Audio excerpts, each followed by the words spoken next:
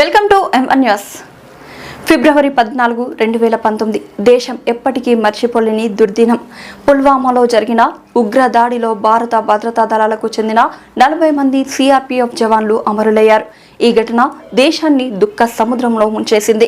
దేశ రక్షణ కోసం విధుల్లో ఉన్న మా వీర సైనికులు తమ ప్రాణాలను అర్పించి మాతృభూమి పట్ల ఉన్న తమ అచంచలమైన నిబద్ధతను చాటి చెప్పారు.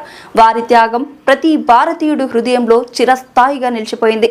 ఈ రోజు ప్రేమికుల దినోత్సవంగా కాకుండా దేశం కోసం ప్రాణత్యాగం చేసిన అమర వీరులను స్మరించుకునే రోజు.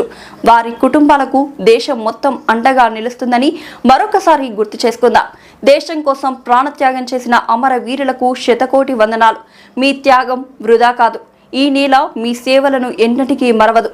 ప్రజలందరూ దేశభక్తిని మరవద్దు అని సూచిస్తుంది మా M1 టీవీ.